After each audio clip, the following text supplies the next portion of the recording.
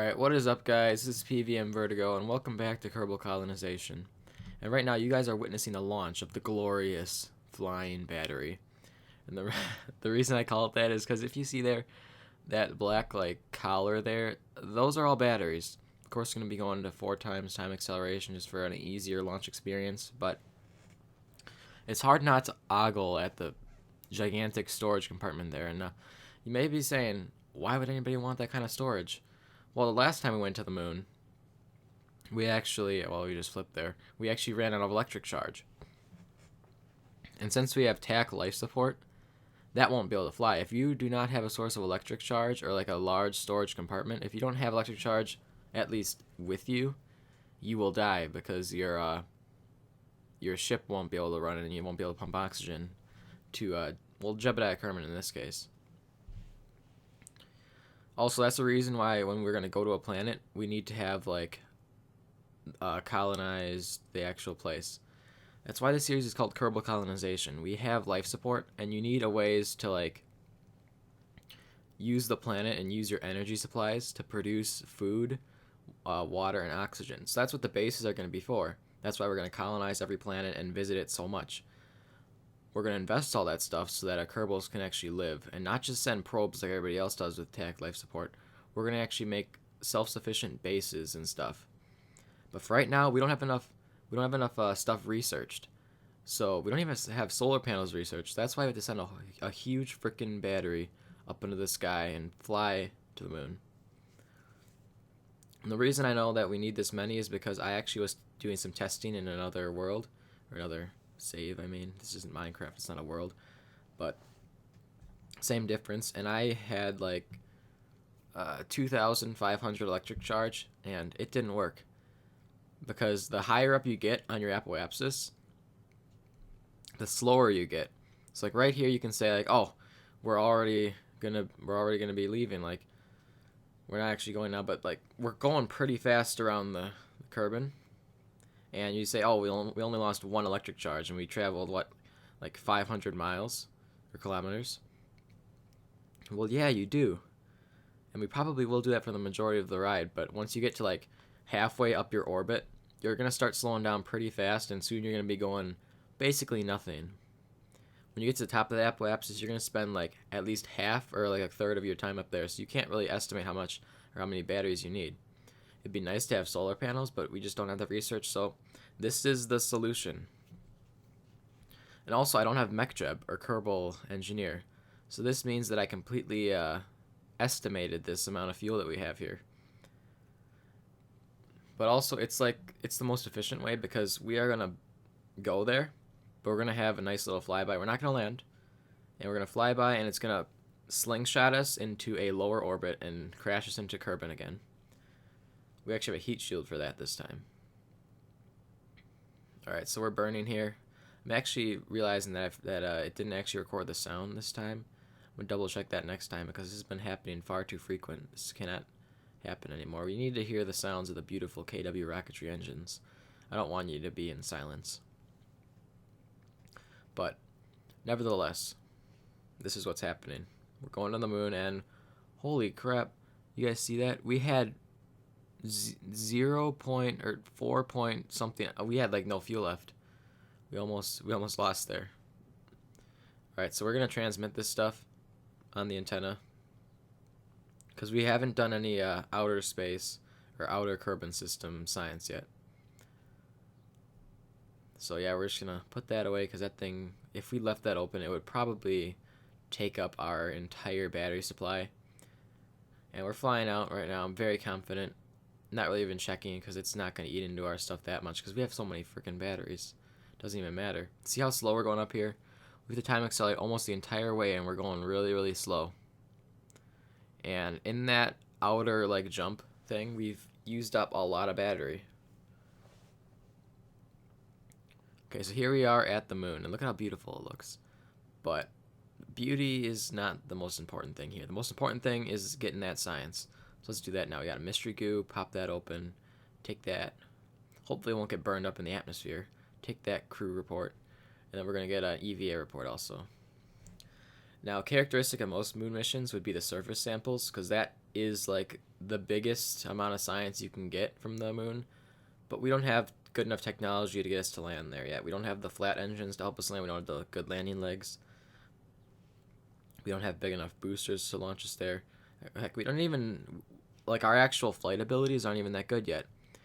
I need to improve my flight because we've always been flipping our rockets, so I need to like design rockets that won't flip as much. That's also going to be a challenge. But right now, we just finished the moon transfer here. We're coming back home into the Kerbal atmosphere. On the light side, too, I even organized the orbit that we would crash into the light side of Kerbal. That's very nice. And here we are, we're coming in. Oh, look at that beauty. Kerbal. A planet of clouds due to the astronomer's visual pack. And we're just orienting ourselves here. Look at that. We even have batteries on the capsule. I don't know if I was paranoid or something. Like if I had a staging error, I didn't want to make sure that we wouldn't like run out of batteries, but we've only cracked off like a fourth of our battery power, or like a half, but that's still a lot. I just overestimated because I was tired of testing. So here you go. We can get a nice beauty shot of our entry. Might get a chance to see the re-entry shield get burned up. So here we go. Oh, look at that. There it is. There's the re-entry shield. It's ready to protect us from all the re-entries. And this was a particularly tough one too, because our batteries are sticking out and so they started exploding. Look at that. Yeah, it was pretty violent. So yeah, bye-bye electric charge. That's okay. We're close enough to home anyway that Jebediah Carmen won't be able to die of suffocation or whatever. And I think the heat shield just about satisfied it. See, I think this is a successful mission. There's nothing really that can mess it up now. We burned off most of our stuff, and that's okay.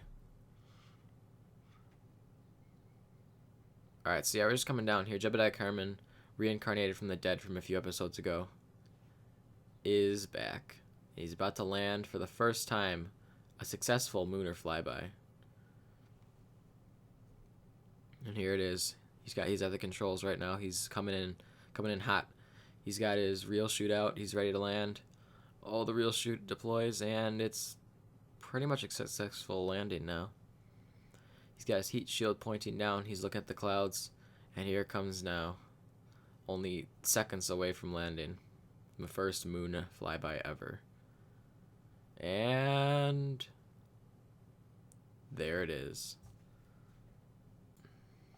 Alright, let's just go here and recover this already, and we'll consider this mission successful. Alright, so now once we're back in the Space Center, let's go visit the Research and Development Facility. Alright, so we're looking at the electronics thing.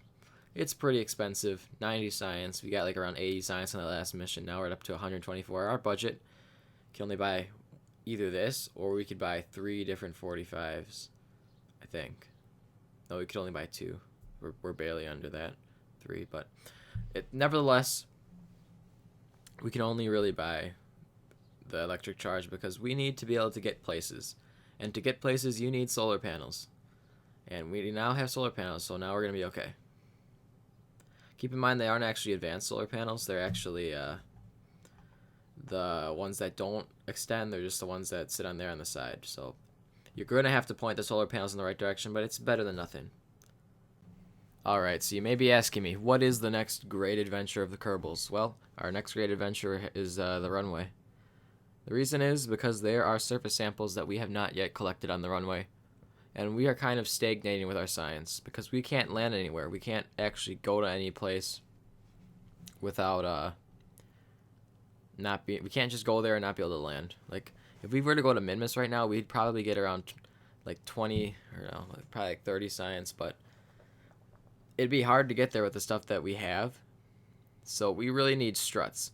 Struts are the main goal here of all the science we're doing around Kerbal Space Center.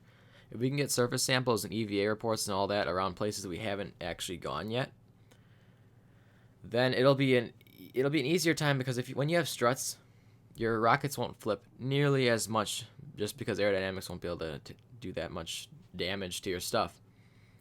Last episode, we actually had a rocket that was 7 cores wide. And basically what happened was the aerodynamics ripped the thing apart because it didn't have struts on it. So if we would have had struts, it would have been a lot easier. So, I mean, you kind of need struts to have rockets that can actually go places that are bigger than the actual tier. So here we are coming back to our spacecraft here, the glorious one-piece spacecraft, just the capsule. And we're going to recover that science. See how much science we get. And do we have enough? Let's see here. Do we have enough? Yes, we have 17.6 science. Victory! We have more than 45, and let's research the struts right there. Oh, we really need that. Our next one to research is going to be probably heavier rocketry, or whatever it's called, heavy rocketry. But not today, my friends. Not today. We don't have enough science right now. Maybe later, though. I don't know. Maybe the Minmus mission will be fruitful. I don't know. Alright, did somebody say Minmus mission? Here it is, the Moonshot 2, the second rocket of the Moonshot family. The Moonshot series is supposed to go to the moon and Minmus. And it's not really a moon lander, it's only a moonshot. It's supposed to go to the moon and fly by it. It's supposed to get kind of near. It's not supposed to land at all. The Moonshot family will never go to the moon, and it will never land on it. So here we are, we're launching, going to be kicking into 4 times time acceleration right now. And we have a little bit of a better profile of launch. Still not that good, it's still too vertical, but as time goes by, we'll improve that. This thing has 6 cores burning right now, and those are gonna fall away soon, and then we'll have 1 core running in the middle. So basically, it's like a Moonshot 1 with solid rocket boosters, except the solid rocket boosters are letting out at like 45,000 meters instead of 8,000 meters. So it's a big upgrade. It's actually a significant upgrade, because instead of going to the moon this time, we're actually going to be able to go to Minmus, and it'll probably have a lot of fuel left, hopefully. So we're flying out here. Our apoapsis is pretty high. This is a really inefficient burn. It's kind of a new burn, but at least we still have this first stage left. And this first stage will be able to, I think, circularize. I don't know. It might not have enough to circularize, but there it is. It actually had enough. So we have like an entire 2-stage rocket actually in orbit. So we launched ourselves an actual flagship rocket in orbit, which is crazy. That's due to the efficiency of the struts. Like all that fuel can be wasted from wobbling rockets, because some of it's going into horizontal velocity that's kind of wasted. So that makes this one a little bit more interesting, at least. So we're trying to organize our Minmus flyby here, and we're just gonna go to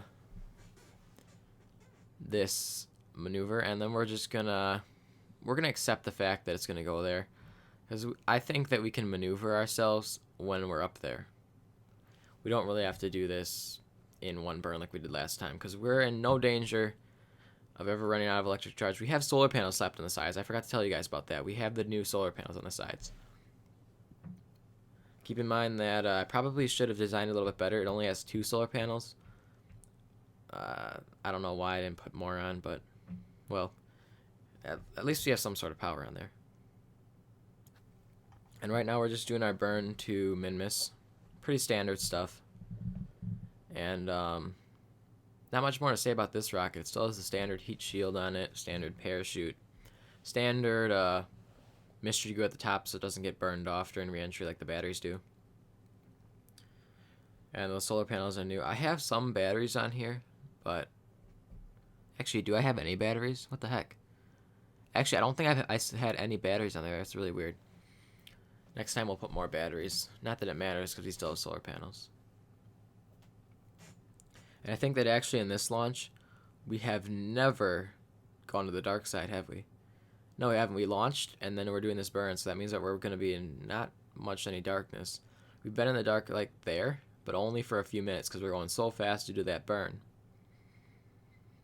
So here we are. We actually... Wait, did we just... Oh yeah, we're running out of electric charge. We have to reorient ourselves to the sun. There we go. Nice warm sun. Powering us up. And there it is. We filled up our battery supplies. Do we actually have batteries on there? No, we don't. So keep in mind, this is way past the moon. This is like twice as far, like 2.5 times as far. It doesn't take that much more delta V, but it's still further away. So that means that the battery thing, we would not be able to get here without those solar panels. So if we would have bought like engines or something, that would have been nice, but we wouldn't have been able to get here without like sending a battery pack, like the flying battery, except for like twice as many batteries or something crazy like that, because it takes a long time to get to Minmus compared to the moon. In all honesty, you could probably go to the moon and back probably 3 times before we could finish a Minmus mission.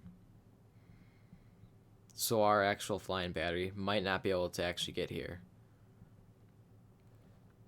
So here we are at Minmus, flying up close. It's a nice little green world to live. No atmosphere, but, you know, who needs atmosphere, right, when you're a Kerbal? You have an atmosphere right in our helmets.